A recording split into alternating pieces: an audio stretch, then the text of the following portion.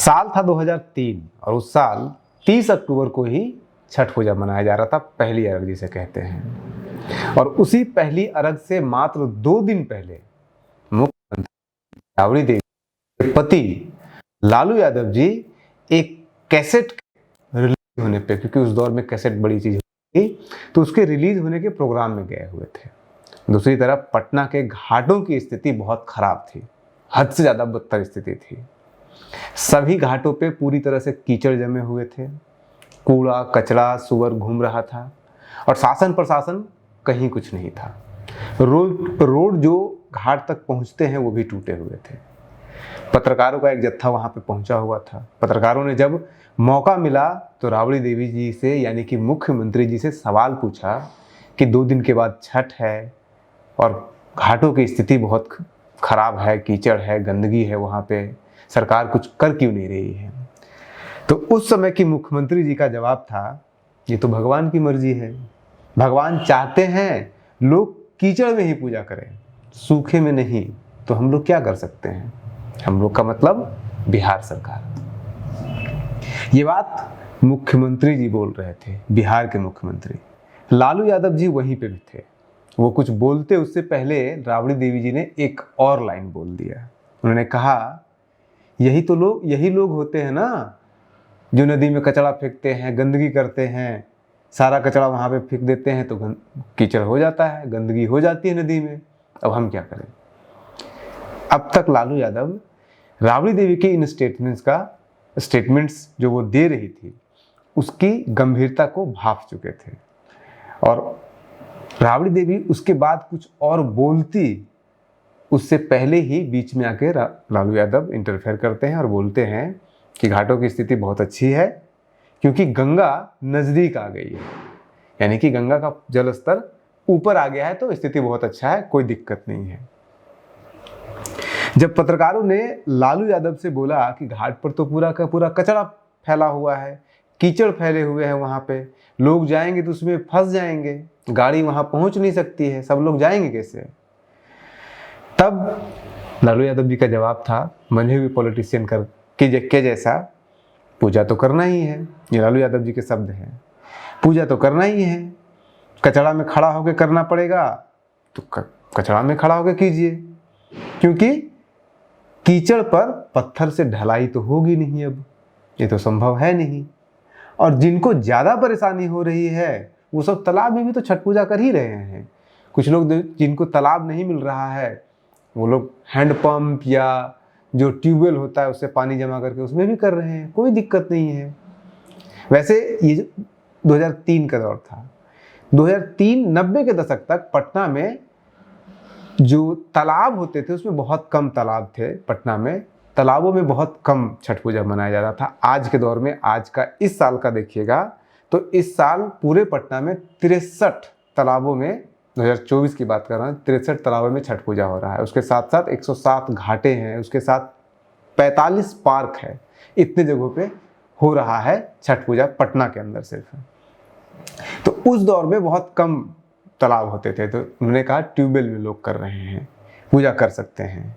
अब इसके पहले भी ऐसा नहीं कि पहली बार 28 तारीख पहली बार ऐसा बोला जा रहा था, पत्रकार लोग सवाल कर रहे थे। उससे पहले 20 तारीख को भी पटना के डिस्ट्रिक्ट मजिस्ट्रेट से पत्रकारों ने बात किया था, पूछा था उनसे कि क्या स्थिति है, घाटों की जांच क्यों नहीं हो रही है, उनके घाटों की सफाई या फिर मरम्मत क्यों नहीं हो रही है।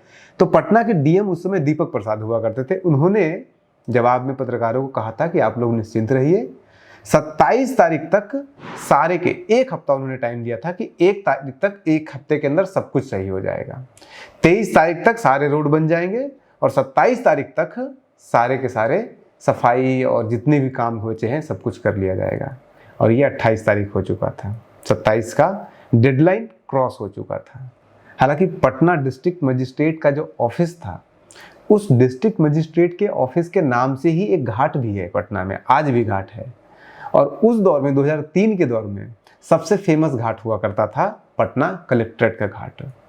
और अगर कलेक्टर साहब सिर्फ अपनी खिड़की से बाहर देख लेते तो उन्हें घाट का नज़ारा दिख जाता कि घाट पे कितना काम हो रहा है, सफाई हो रही है, नहीं हो रही है, सड़क पे क्या कुछ हो रहा है सब कुछ पता चल जाता, लेकिन वो सिर्फ स्टेटमेंट था, एक ऑफिशियल की तरह वो स्टेटमेंट दे रहे थे। हालांकि पटना कलेक्ट्रेट घाट 90 के दशक के अंतिम वर्षों में सबसे ज़्यादा फेमस, सबसे ज़्यादा भीड़ वहीं पे जमा होती थी। उसके पहले 90 के दशक के दौरान सबसे ज़्यादा जो फेमस घाट हुआ करता था पूरे पटना में वो पहलवान घाट होता था।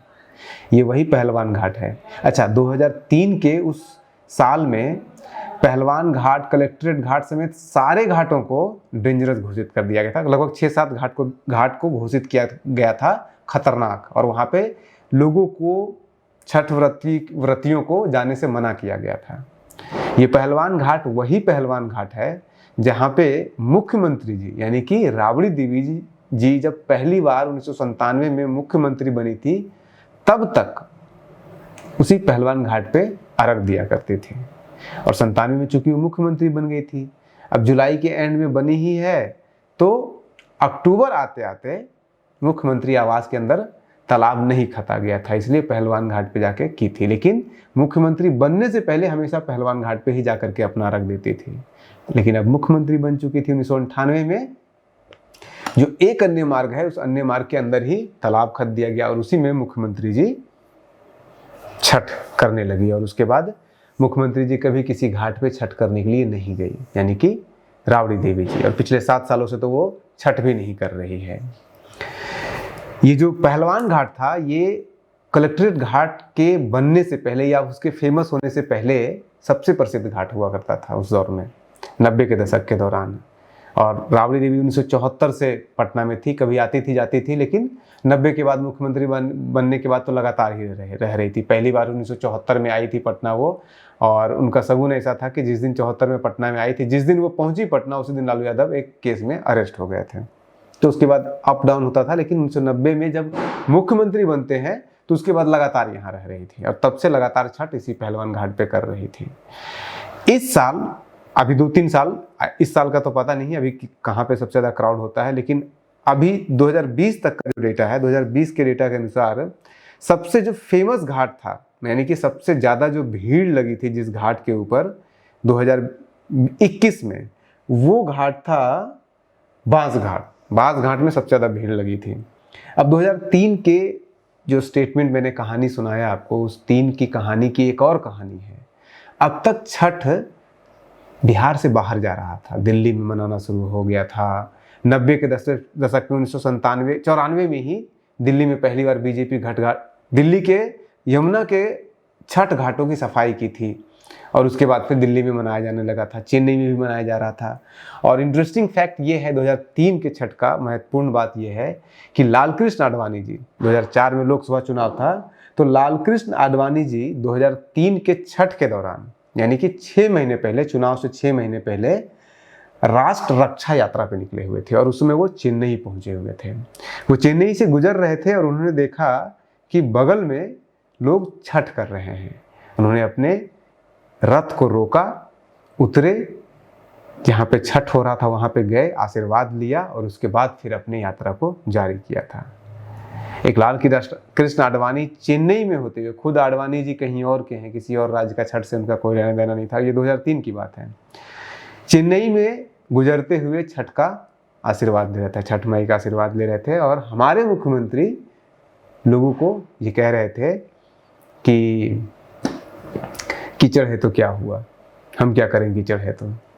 ये आज से 20 साल 21 साल का दौर था, और आज का दौर है जब मुख्यमंत्री हो या डीएम हो या नेता हो, मंत्री हो, हर कोई छठ घाट पे जाकर के ये इंश्योर करने का प्रयास करते हैं कि वहाँ पे सारी सुविधाएं प्रॉपर ढंग से उपलब्ध हो।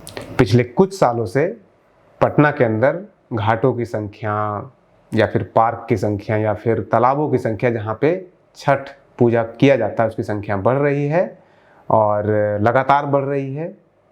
जैसे जैसे समय आएगा, जैसे जैसे छठ ग्लोबल होगा, वैसे वैसे ये समस्या और भी बढ़ेगी।